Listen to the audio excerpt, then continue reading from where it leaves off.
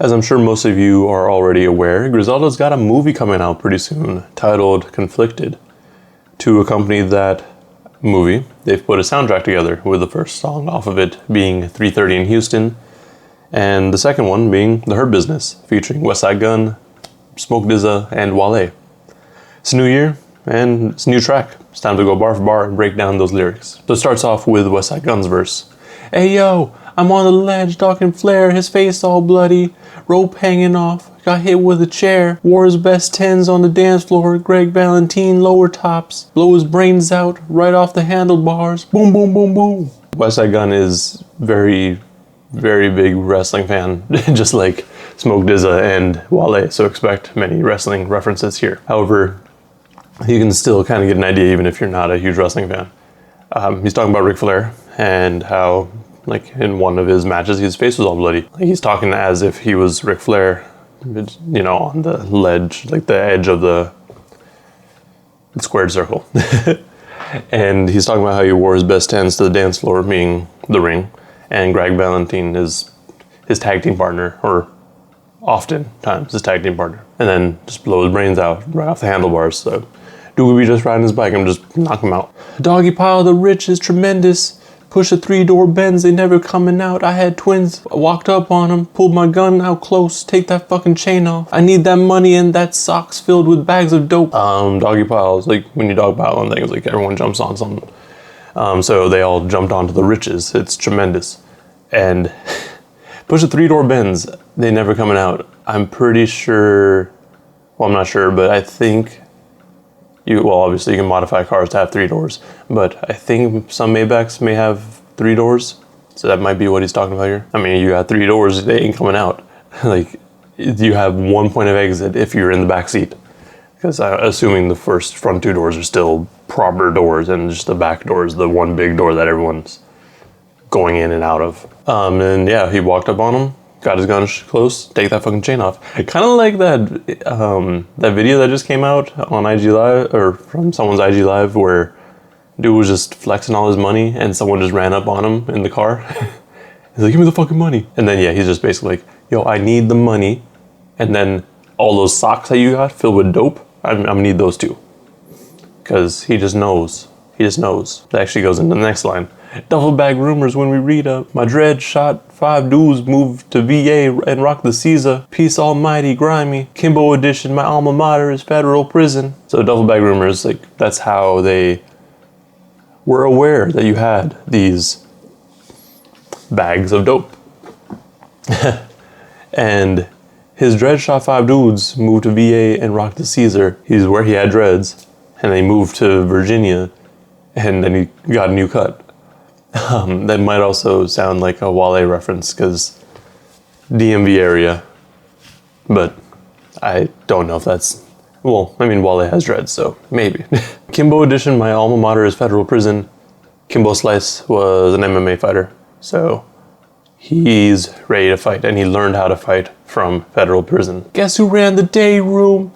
Don't touch the wrong TV. I'm watching 106 in Park with my shades on. Dudes getting pleasure when they toe tag your vintage Gaultier. I'm talking old fashioned. Shooter got a coke habit. Boom, boom, boom, boom, boom. The day room in prison is like just the common space. So he's like, hey yo, guess who ran that? That was me. Well, he doesn't straight up say it, but it's safe to assume.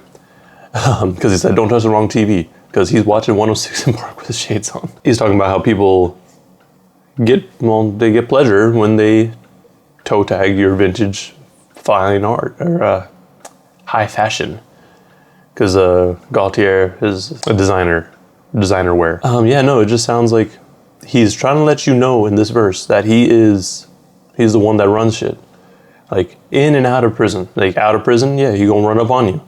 Outside of prison, don't mess with him. He runs it. This then goes into the chorus.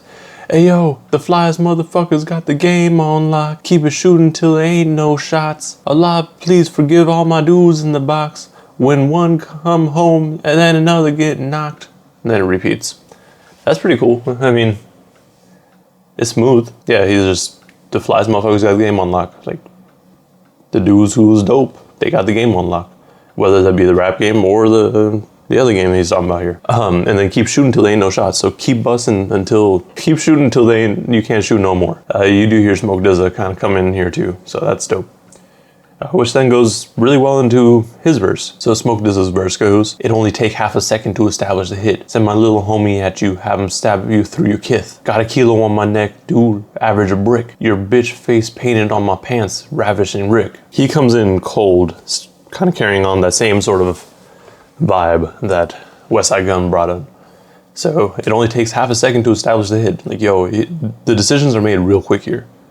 And he'll send his little homie to stab you through your kith. Kith is another like designer streetwear sort of clothing. So he's gonna stab you through your nice clothes. And then he got a kilo on his neck, average a brick. He's talking about the weight of his necklace.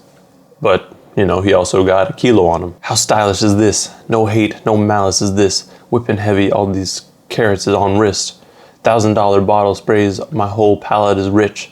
Menage a trois times 6, dude, Paris was lit. Yeah, how stylish is this? Their life, what they're wearing. Like, I mean, again, they are all into this high fashion, streetwear, designer, clothing sort of thing. So being fashionable and stylish is kind of their whole vibe. There's no hate and no malice. It's just, yo, look how dope I am. And then whipping heavy, all these carats on wrist. So, you know, when you whipping, carats be heavy. Like, you gotta work your wrist. So having your wrist be heavy, it makes it a little bit harder. No, it's actually just that they were whipping so hard that they can afford fancy things on their wrist, like high carat like jewelry on their watches, or just bands and bracelets. You know, he got $1,000 bottle sprays, like champagne, and it's just his whole palette is rich. Everything about him is rich. I get more twat, more cheeks than you. You a vegan, now you a vegetable. All guns blazing, my man got locked. Came home, went back. He said it's vacation. He gets more than you. Just everything. Everything he gets is more than what you get. You a vegan, meaning you don't get cheese. Like, because vegans don't eat anything that is like in relation to animals. Like, if anything came from an animal, they ain't about it. So you don't get nothing. Like, all you get is like vegetables. Like, I mean, there's obviously alternatives and stuff, so don't come at me, vegans. I know. But he's basically, I think that's what he's trying to say. He's like, hey, you ain't getting no cheddar. And now you a vegetable, because there's a hit on you, and now you ain't functioning. All guns blazing, my man got locked. So his man got locked by getting caught up. He came home and went back, and he says vacation. It's almost like he prefers to be locked up, because it's more of a vacation to him than being on the streets. Up top shaking, just stuffed a backwood of 8 when West made the tag from the apron. 5-star suites to bust plays, you do the days in. Get to the money, every day spent. Westside Gunn is making these plays and plans from 5-star suites, whereas everyone else that kind of is in their lane, which really isn't in their lane, just do it from the days in. So like, they just are small time compared to Westside and Smoke DZA right now. This goes back into the chorus, which is exactly the same. All right, and then straight into Wale's verse. Alhamdulillah, most valuable like Hassan Assad. Got enhancements to the hammers, they'll do their job. On my side, culling in with the windows down. Play whatever hand I get, but never ever show my card. Alhamdulillah is like all praises to Allah, I guess. And MVP, most valuable, like Hassan Assad, who was another wrestler. And then on his side, he has the Cullinan, which is the Rolls Royce with the windows down. And then he's just, you know, playing whatever hand he got. He's not going to ever show his cards, but he'll play whatever he has on him. He won't let that slow him down. Lay down, dudes ain't thug. Don't think we can't tell. It ring out, coughing up blood. Looks like you're gang red. Flooring popping, fiends copping. Ask my young one. A lot of shoppers don't look like rockers because they young bucks. He's basically telling like, yo, get down. You ain't no thug. You don't think we can't tell. We know who Thugs is. It ring out. The gun rings out. It is a ring out. Another wrestling reference. And you're coughing up blood, meaning if the gun ring out, you're probably coughing up blood because you got shot. Or if it's a ring out in wrestling, it's you're coughing up blood because you got your ass beat. Haha, okay, who doper than them? Got 2 pairs of Dunkin' Foams and I ain't opened them yet. A dude been floating on these vocals, I've been a go with a pen. And dudes snub me or they will. We keep revolvers for that. Yeah, no, just who's doper than that? And he's got 2 pairs of Dunkin' Foams, you know, foam posits. He ain't opened them yet. Wale's a sneakerhead, so that's not surprising. Gotta keep it on ice. And then he's talking about how he's just floating with these vocals and people don't understand that he's actually really dope. And yeah, like if they snub him, he's gonna have revolvers for it.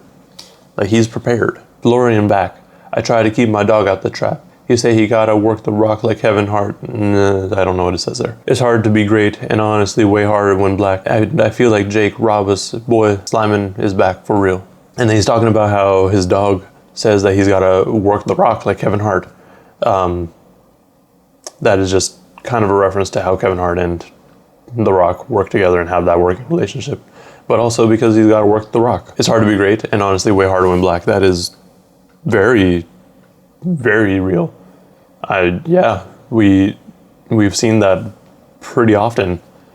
And it's nice that he brings this up every once in a while, like, but not making it be like the main focus of what he says. He's like, I'm gonna just drop this in here and see if you catch it, but just know it's real. And then it goes into another chorus and the song wraps up. The song is dope. I really love the beat. It's from Camouflage Monk, I believe. But yeah, the beat is dope. Like I said, each verse kind of carries on the same sort of theme. And I'm curious to see how this plays into the movie. I honestly haven't looked too much into the movie itself to see what it's about. But if Griselda is anything to go off of, like what they normally do, you know it's going to be about dope dealing. Like they talk about it pretty frequently here, and they talk about how they in and out of prison. So I think it's safe to assume that that's what it's going to be about. I am interested in watching the movie, but we'll see how that goes. Anyways, everyone's verse was pretty dope. I did a brief summary of Westside Gunn's verse already, so like he's basically saying that he's in and out of the trap, or in and out of prison, but no matter where he is, he's basically the dude. He's that dude that you look at, he runs shit. Smoke DZA, a similar thing. Like he has people that he sends out to go do things. And you can't really compare yourself to him because he's on a completely different level. He's got wealth that you can only dream of. And then Wale is a little bit different. Like similar, but different. Is a lot more focused in on the, I guess, wrestling references at the beginning, but also more of him just being a rapper. Like, yeah, he talks about how, to be slanging and guns pop off and shit like that, but his verse more is about people underestimating him and thinking that he is less than he is. At least that's what I got from it. Anyways, this track was dope, like I've already mentioned. I really enjoyed it. This is probably going to be one of the few soundtracks that I actually listen to and like actually enjoy. Because normally when soundtracks come out, they're just kind of throwaway songs. But this one and 3:30 in Houston is dope. Yeah, this song was dope. I really enjoyed it. And like I said, I want to see how this fits into the movie. But it's probably pretty self-explanatory how it's going to fit in. Let me know in the comments below if I missed anything or misinterpreted anything in these lyrics, because I'm not as big of a wrestling fan as I should be, given that everyone around me is a huge wrestling fan. I just never got into it, but I know some references. So let me know if I missed anything in terms of those references. Also, let me know what you think this movie is going to be about, and if you think it's going to be worth the $25 that Westside Gunn's trying to charge. I think $25 is reasonable, but it is what it is. Also, like and subscribe if you want to see more breakdowns and content like this one. Thank you for watching, and please stay safe out there.